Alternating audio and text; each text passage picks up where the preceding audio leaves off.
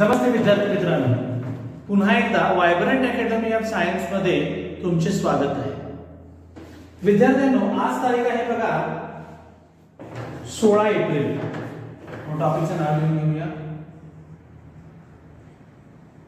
Oscillation.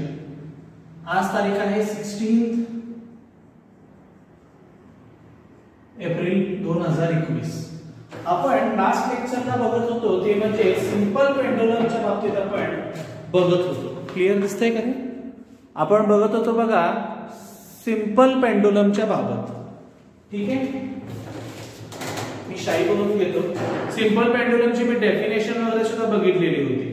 तुम्हाला लक्षात असेल डेफिनेशन सिंपल पेंडुलम म्हणजे काय. सिंपल पेंडुलम आठवते ना, मी छोटासा एक व्हिडिओ पण टाकलेला होता. सिंपल पेंडुलम म्हणजे सोप्या भाषेत जर म्हणायचं म्हणलं तर एखाद्या दोरीला जर तुम्ही थोडासा बॉल छोटासा चिटकवला आणि जर तो असा इकडं तिकडं व्हायला लागला तर त्याला आपण शॉर्ट मध्ये काय म्हणणार आहे, सिंपल पेंडुलम आहे असं म्हणणार आहे. शॉर्ट मध्ये त्याला आपण शॉर्ट मध्ये काय म्हणणार आहे की तो सिंपल पेंडुलम आहे. काय आहे? सिंपल पेंडुलम आहे. विद्यार्थ्यांनो, पहिल्यांदा डायग्राम कडे लक्ष द्या. मी डायग्राम पुन्हा एकदा बोर्डवर काढत आहे. थोडीशी मोठी करतो डायग्राम.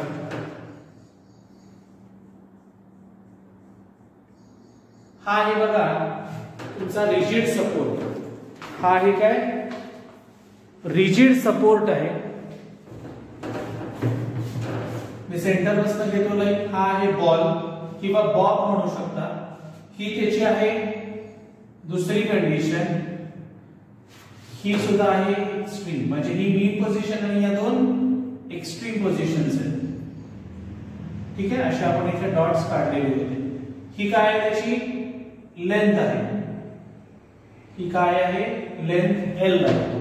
हे किती डिस्टन्स आहे, हे डिस्टन्स आहे एक्स. हे डिस्टन्स किती आहे म्हणलेलं मी रे, हे डिस्टन्स आहे बघा एक्स. ही त्याची लेंथ आहे एल. हा आहे रिजिड सपोर्ट. लिहितो इथं फक्त. हा आहे रिजिड सपोर्ट. ठीक आहे. त्याच्यानंतर या साइडला हे त्याचं वेट आहे. इथं त्याचं वेट इथं दिसतंय बघा mg. त्याचं स्वतःचं वेट आहे आणि त्याचे दोन कॉम्पोनंट्स पडले. एक आहे mg cos थीटा आणि दुसरा कॉम्पोनंट आहे mg sin theta.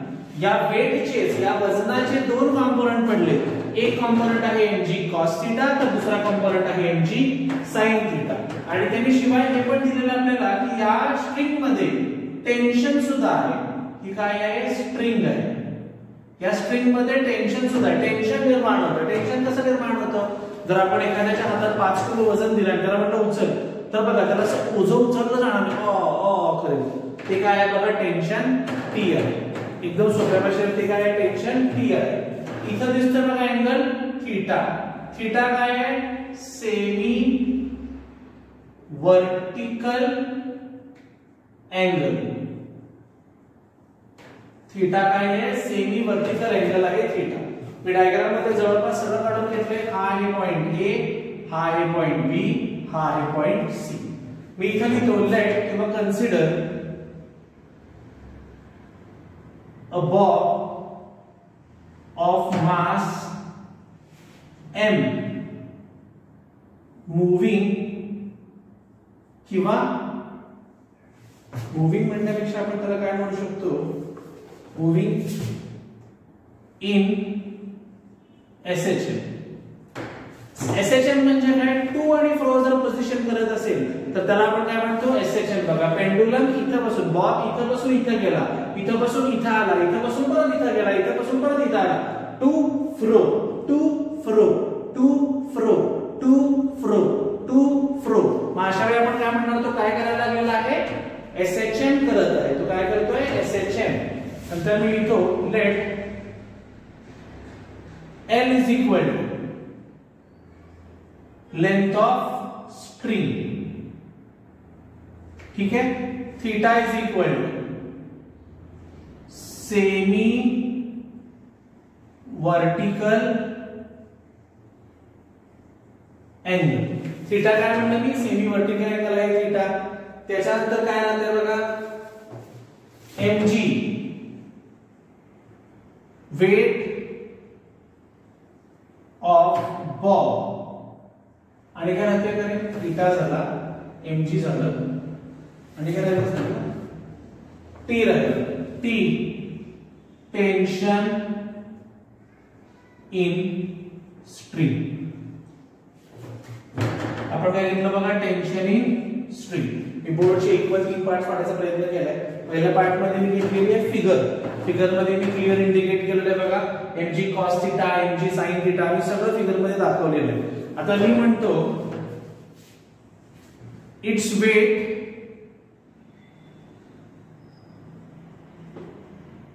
is resolved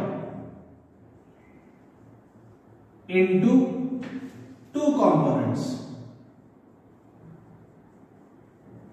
हे जे वेट आहे त्याचं हे रिझॉल्व झालेलं आहे किती कॉम्पोनंट्स मध्ये तर दोन कॉम्पोनंट्स मध्ये याचं वेट स्वतःच रिझॉल्व झालेलं आहे ते वेट रिझॉल्व कसं झालेलं बघा दोन कॉम्पोनंट आहे पहिला कॉम्पोनंट आहे mg cos थीटा तर दुसरा कॉम्पोनंट आहे mg sin थीटा दोन कॉम्पोनंट्स मध्ये वेट रिझॉल्व झालेला आहे एक आहे mg cos थीटा तर दुसरा आहे mg sin थीटा आता जेव्हा तो बॉब a पासून b ला येईल जेव्हा तो बॉब a पासून b ला येईल जेव्हा तो बॉब बघा a पासून b ला येईल तेव्हा आपण काय म्हणणार आहे b पासून तो a पर्यंत परत जातच असणार आहे बरोबर ना b पासून a पर्यंत न्यायचं काम हे कोणाचं आहे b ला बॉब आला बॉब असा फिरून वर आला की तिथपासून त्याला परत मध्ये आणायचं काम कोणाचं आहे तर ते काम आहे बघा फोर्सचं काम आहे कोणाचं काम आहे फोर्सचं मग मी अशा वेळी काय लिहितो की force is equal to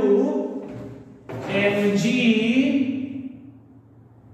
sin theta मी अशा वेळी काय लिहून टाकलंय बघा force is equal to mg sin theta लिहून टाकलेले आहे समजतंय f इज इक्वल टू काय लिहिले मी mg sin थीटा मी इथे लिहितो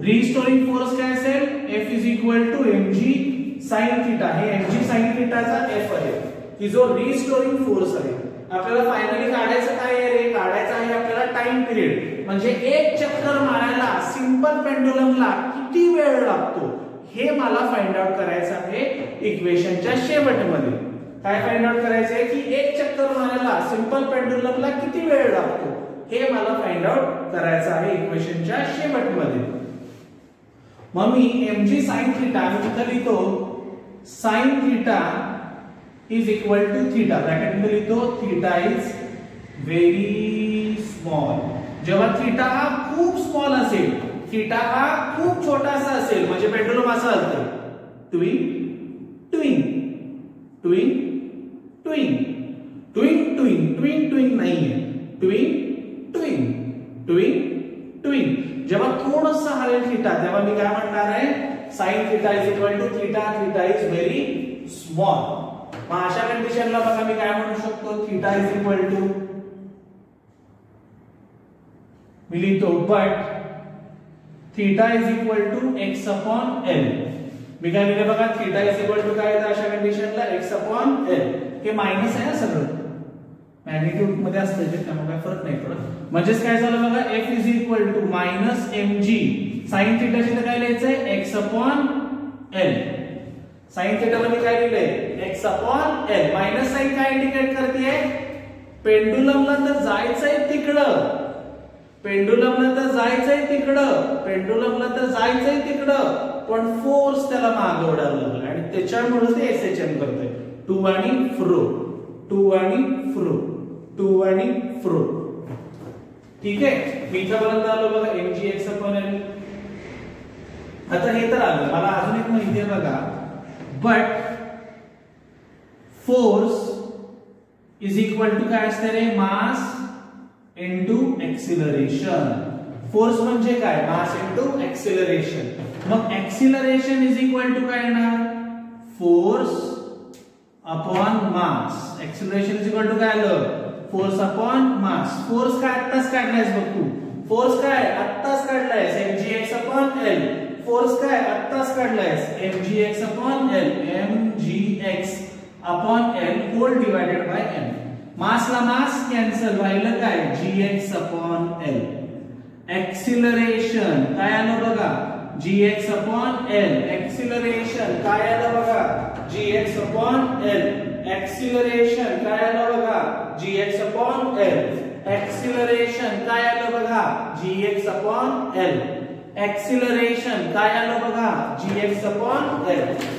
एक्सिलरेशन काय आलं बघा gx अपॉन एल. स्क्रीनशॉट घ्या, म्हणजे मी इकडचा डायग्राम रन करणार आहे, डायरेक्ट एक्सप्रेशन इथे घेणार. स्क्रीनशॉट घ्या चला सगळ्यांनी. ठीक आहे, आता ह्याच्यानंतर मी हा डायग्राम रन करून टाकतो. Rigid support, semi vertical angle, string, tension T, B position, A position, C position. ही बी पोझिशन आहे, ही एक्स्ट्रीम आहे, ही एक्स्ट्रीम आहे. हे डिस्टन्स x, बी पासून a पर्यंतचं डिस्टन्स किती आहे x. ही स्ट्रिंगची लेंथ किती आहे l.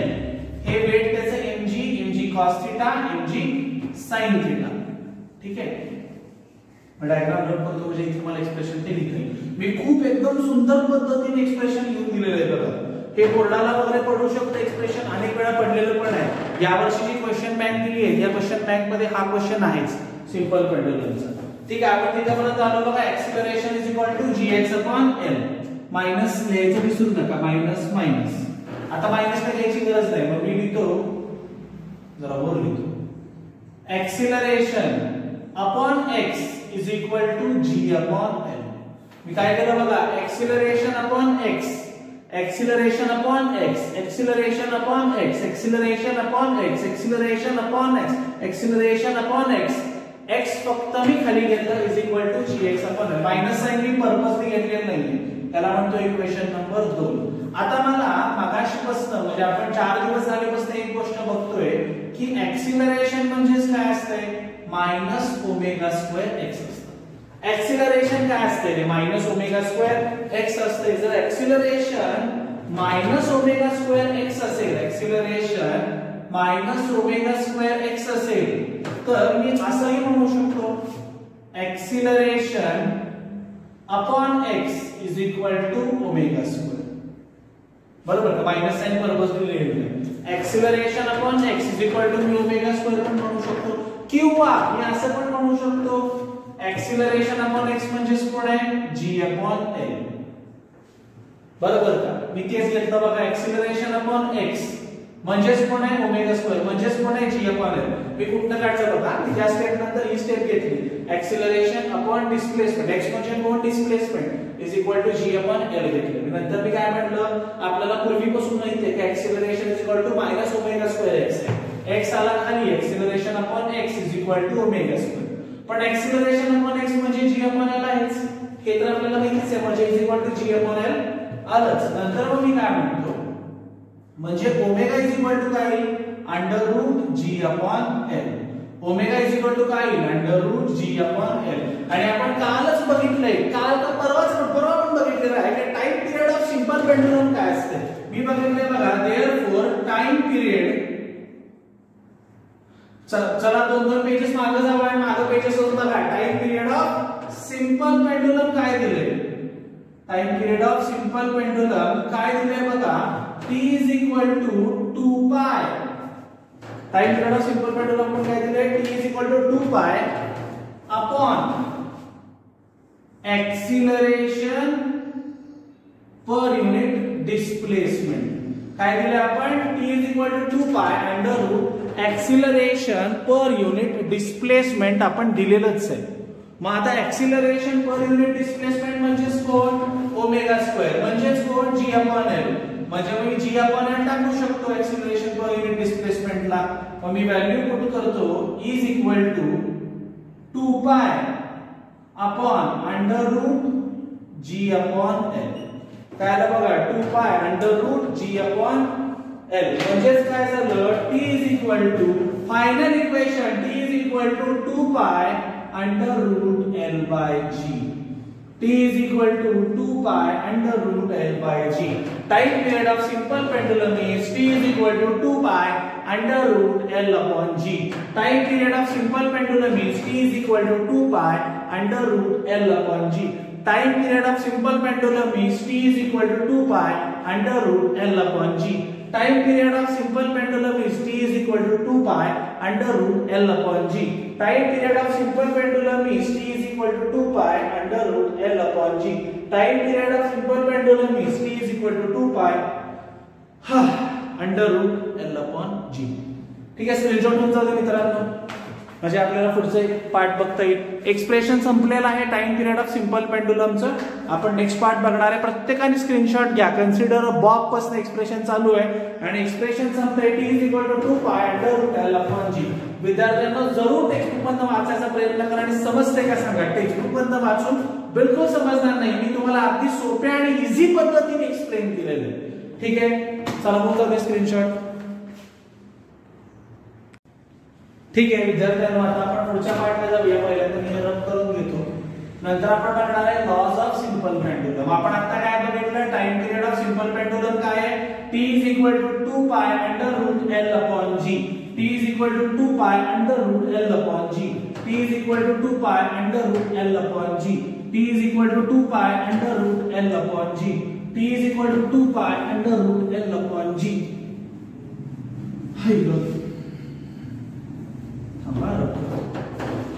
ठीक है, नेक्स्ट आहे बघा लॉज ऑफ सिंपल पेंडुलम. मी इथे लिहितो लॉज ऑफ सिंपल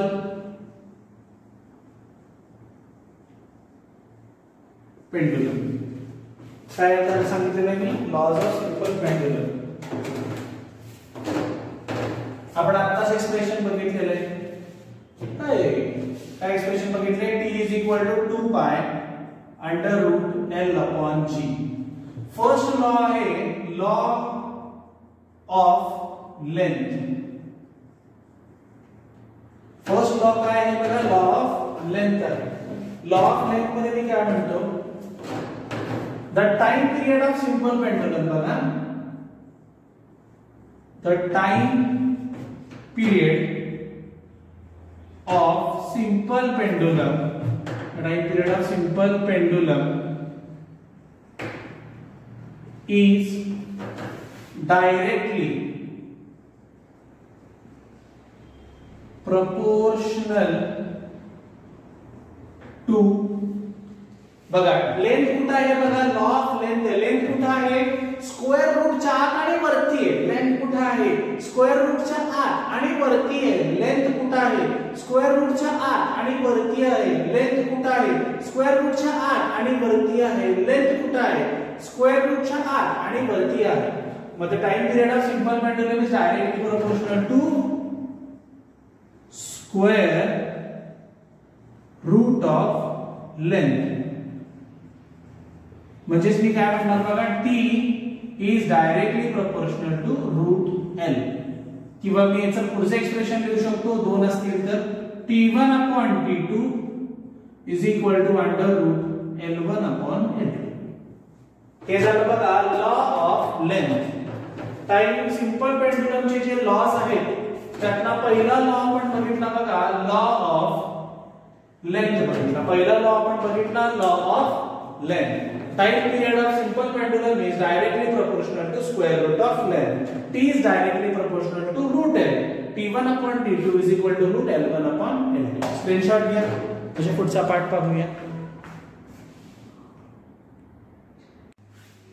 ठीक आहे, त्याच्यानंतर बघा पुढचा लॉ येतोय,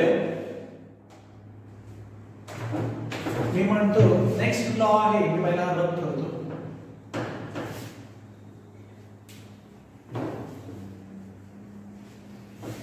नेक्स्ट लॉ येतोय, फॉर्म्युल्यावरूनच लॉ तयार होतोय. नेक्स्ट लॉ आहे law of acceleration due to gravity. Next law कुठला आहे, law of acceleration due to gravity. आता law of acceleration due to gravity काय, परत एकदा मी आपल्या फॉर्म्युल्याकडे फोकस करतो. T is equal to 2 pi under root L upon G. T is equal to 2 pi under root L upon G. T is equal to 2 pi under root L upon G.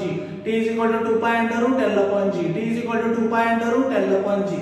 T is equal to 2 pi under root L upon G. T is equal to 2 pi under root L upon G.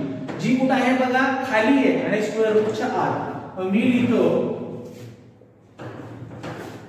The time period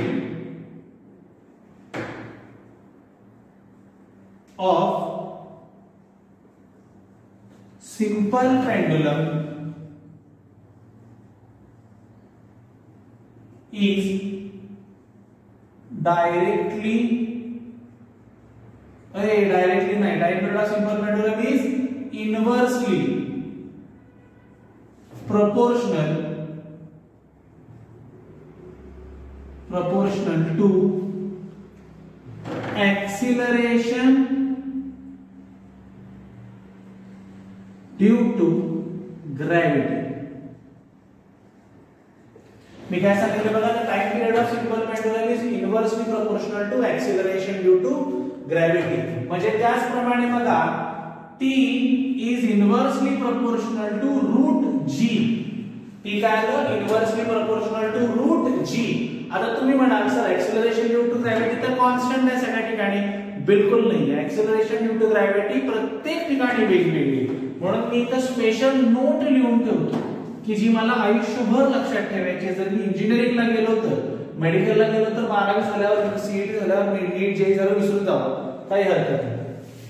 मी लिहितो acceleration due to gravity changes at different places, so time period is different. मी काय म्हणते बघा, specially जरी तुम्हाला वाटत असेल की acceleration due to gravity constant आहे, तरी तसं नाही. एक्सिलरेशन ड्यू टू ग्रॅव्हिटी बदलत राहते. म्हणजे मी लिहू शकतो T1/T2 is equal to under root G2 by G1. T1/T2 is equal to under root G2 upon G1. T1/T2 is equal to under root G2 upon G1. T1/T2 is equal to under root G2 upon G1. T1/T2 is equal to under root G2 upon G1. T1/T2 is equal to under root G2 upon G1. T1/T2 is equal to under root G2 upon G1. T1/T2 is equal to under root G2 upon G1. ठीक आहे. हे झालं बघा simple pendulum मधला आपला दुसरा law झाला, law of acceleration due to gravity. Law of acceleration due to gravity आपला दुसरा लॉ झाला. ठीक आहे, नीट स्क्रीनशॉट घ्या. ठीक आहे. त्याच्यानंतर बघा तिसरा लॉ येतोय. आपण आता लॉ ऑफ सिंपल पेंडुलम मधला law of acceleration due to gravity बघितलं. आता आपण लॉ बघणार आहे तिसरा, की जो मासच्या रिलेटेड आहे. म्हणजे बॉब जो आहे, आपण आता एक लेक्चर मध्ये बॉब म्हणून जो बघितले, त्याच्यावर मग सिंपल पेंडुलमचा टाइम पिरियड डिपेंडेंट आहे का, तर ते आपण बघणार. मी रन करतो लॉ ऑफ मास. मी इथे लिहितो बघा लॉ ऑफ मास. आपल्याला फॉर्म्युला बघितल्यावर T is equal to 2 pi under root L upon G. T is equal to 2 pi under root L upon G. T is equal to 2 pi under root L upon G. T is equal to 2 pi under root L upon G. यामध्ये कुठेतरी आपल्याला मास दिसतंय का, तर आपल्याला यामध्ये कुठे सुद्धा मास दिसत नाहीये. जर यामध्ये कुठे पण मास दिसत नाहीये तर मी लिहून टाकतो time period of simple pendulum. SP लिहितो. सिंपल पेंडुलम इज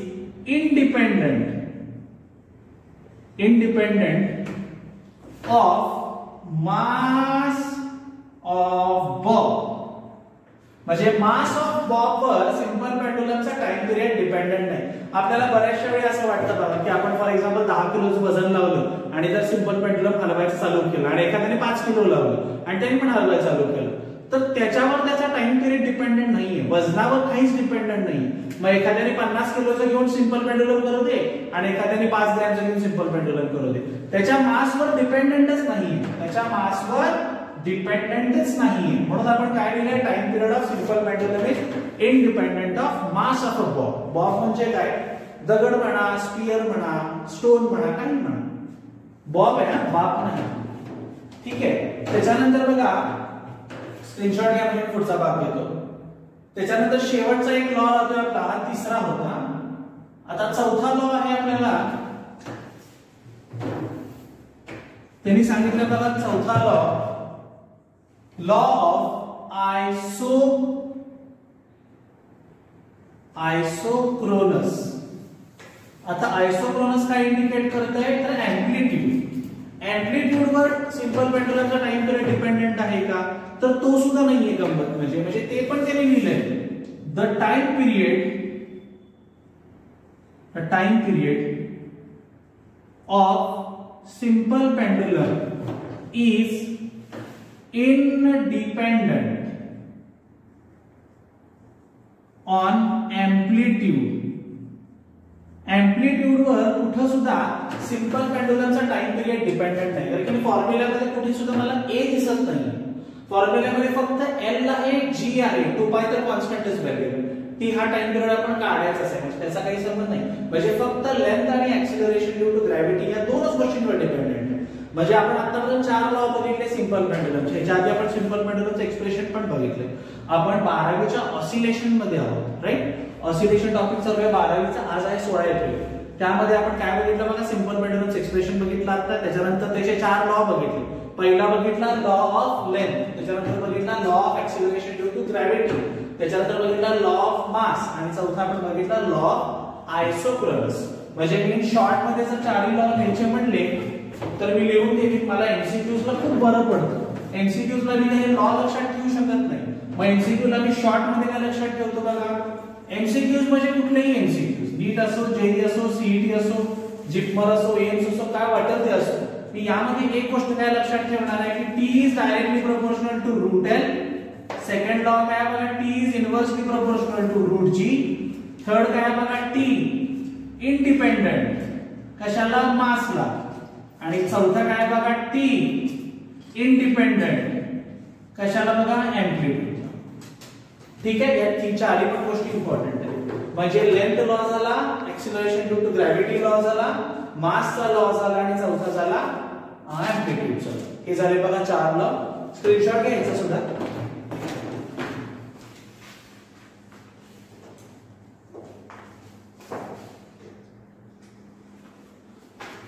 ठीक आहे. मी नेक्स्ट आता बघतो बघा सेकंड पेंडुलम म्हणून आपल्याला एक्सप्रेशन आहे. यावर्षी आहे क्वेश्चन बँक मध्ये तो क्वेश्चन आहे का नाही बहुतेक नाही आहे, पण आपल्याला ते पडतं केव्हा आता सध्या अलीकडे 2 वर्षापासून पेपर पॅटर्न जेव्हा चेंज झालाय तेव्हापासून 1 मार्क क्वेश्चन इंट्रोड्यूस केलेले की जे फार धोकादायक आहे. 1 मार्क म्हणजे काही पडू शकतो. त्यामधला ह्या टॉपिक मध्ये जर आपण 1 मार्क क्वेश्चनचा विचार केला किंवा आपण 2 मार्क क्वेश्चनचा विचार केला तर एक क्वेश्चन आहे तो म्हणजे आहे बघा सेकंड पेंडुलम. सेकंड पेंडुलम म्हणजे सेकंड म्हणजे सेकंडच आहे तो. म्हणजे आपण काय म्हणायचं बघा द सिंपल पेंडुलम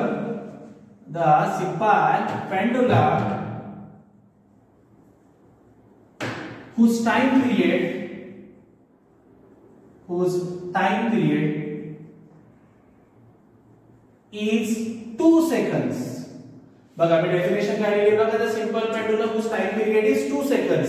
जर एखाद्या सिंपल पेंडुलमचा टाइम पिरियड 2 सेकंद असेल तर अशा वेळी आपण त्याला पटकन म्हणू शकतो की it is a second pendulum.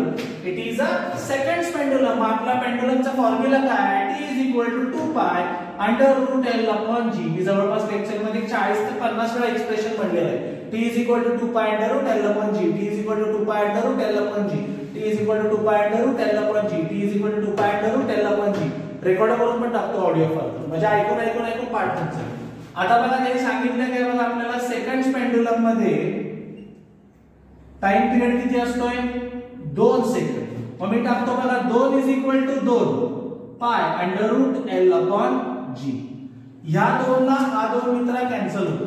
नैसर्गिक नियम आहे. यामध्ये मी काय जादू वगैरे केलेली नाहीये. म्हणजे काय झालं बघ 1 is equal to π under root L upon G. आपल्याला शाळेमध्ये बाईने शिकवलेलं असतं किंवा मास्तरने शिकवलेलं असतं की जेव्हा स्क्वेअर रूट पडेल तेव्हा दोन्ही साईडला स्क्वेअर करून टाक. 1 चा स्क्वेअर सध्या तरी 1च येतो. इज इक्वल टू पाय चा स्क्वेअर पाय स्क्वेअर जाईल आणि रूट निघून जाईल स्क्वेअरला आणि आत राहील L upon G. मग जर मला L फाइंड आउट करायचं असेल तर काय येणार G upon pi square. G upon pi square. ही L म्हणजे कोण आहे length of a simple pendulum. आता सगळ्यात धक्कादायक माहिती समोर आली. ती म्हणजे की लेंथ हे ऍक्सिलरेशन ड्यू टू ग्रॅव्हिटीला डायरेक्टली प्रपोर्शनल आहे. आणि आपल्याला माहिती आहे आपली पृथ्वी कशी आहे, चावट आहे. पृथ्वी गोल नाहीये रे, पृथ्वी चपटी आहे, अंड्यासारखी आहे म्हणा, अशी पण नाहीये, अंड्यासारखी आहे म्हणा. वरून कशी आहे, चपटी आहे. आपण त्याला म्हणतो फ्लॅटन ऍट द पोल्स आणि साईडनी जाड आहे, बल्ज ऍट द इक्वेटर. जाड अशी आहे, अशी चपटी आहे, त्याच्यामुळे सगळ्या ठिकाणी रेडियस वेगवेगळा आहे. त्यामुळे जी प्रत्येक ठिकाणी वेगळं आहे. म्हणजे गंमत काय माहितीये, मी लेंथ इक्वेटरला काढली आणि पोलला काढली तर डिफरंट येणार आहे. आणि हेच तुम्हाला नीट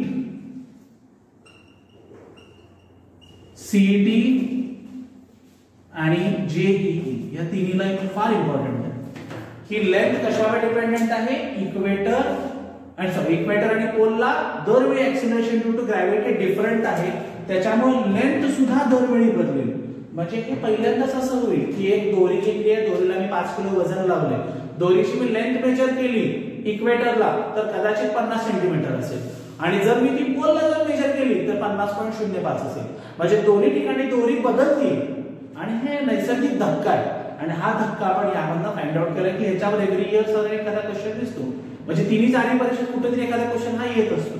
ठीक आहे, हे बघा second pendulum, simple pendulum whose time period is 2 seconds. 2 put केलं, 2 ला 2 कॅन्सल झालं, स्क्वेअर रूट घेत दोन्हीकडे स्क्वेअर्स केला, 1 चा square 1, पायचा pi square, square route निघून गेलं l/gl. त्यातनं मी l = g काढलं, g/पाय स्क्वेअर. त्यातनं मला काय गोष्ट प्रूव्ह झाली की लेंथ ही ग्रॅव्हिटी पाय काय कॉन्स्टंटच आहे, 3.14 किंवा 22 g वर डिपेंडेंट आहे. g प्रत्येक ठिकाणी वेगळं आहे. ऍक्च्युअली g ची व्हॅल्यू काय आहे माहितीये तुम्हाला, आता आय थिंक माहितीये का नाही मला माहित नाही, शाळेमध्ये सांगतात 9.78 ते 9.88, 9.78 to 9.84, 84 पर्यंत ही व्हॅल्यू फ्लक्च्युएट होती. आपण मध्य धरून 9.8 मीटर पर सेकंड स्क्वेअर घेतलेली. ऍक्च्युअली व्हॅल्यू 9.8 नसते. Suppose for example me experiment Thiruvananthapuram मध्ये करतोय आणि एखादा एक्सपेरिमेंट बाबा कुठेतरी कराची मध्ये चाललाय पकडा, एखादा एक्सपेरिमेंट कुठेतरी फॉर एक्झाम्पल लंडन मध्ये पकडा चालला, एखादा एक्सपेरिमेंट स्वित्झर्लंड मध्ये चाललाय, एखादा एक्सपेरिमेंट पॅरिस मध्ये चाललाय. प्रत्येक ठिकाणी जी बदलणार, प्रत्येक ठिकाणी 9.8 असेल असं नाही, काही ठिकाणी 9.79 असेल, काही ठिकाणी 9.82 असेल. मग जर जी बदलला तर लेंथ प्रत्येक ठिकाणी बदलत असेल. मग त्यानुसार आपल्याला सॉल्व्ह करायचं असतं. म्हणून तर आपण ते केमिस्ट्री मध्ये वगैरे किंवा फिजिक्स मध्ये आलेले थर्मोडायनामिक्स म्हणून एक टॉपिक आला, तो स्टडी त्यासाठीच करतो की निसर्गानुसार, सराउंडिंग नुसार, ऍटमॉस्फिअर नुसार लेंथ वगैरे ह्या गोष्टी बदलतात. आता असं नाहीये की बाबा 2 सीटर गाडी असेल, 2 व्हीलर, तर अचानक 3 सीटर वगैरे होती का, एवढी होत नाही, पण थोडासा फरक पडतो किंचित. ठीक आहे, मग तेवढा आपण आता एरर्स ठेवतोच मुद्दा म्हणून, त्याला आपण लिमिट्स म्हणतो. लिमिट्स आपण तेवढे ठेवलेलेच असतात. ठीक आहे, आजच्यासाठी बास करूया आपण. डोळे फाडून बघून घ्या, स्क्रीनशॉट काढा. राहिलेला 5 टॉपिक्स आहेत आपण नेक्स्ट लेक्चरला पाहू. तोपर्यंत चॅनलला लाईक करा, सबस्क्राईब करा आणि शेअर करा. धन्यवाद.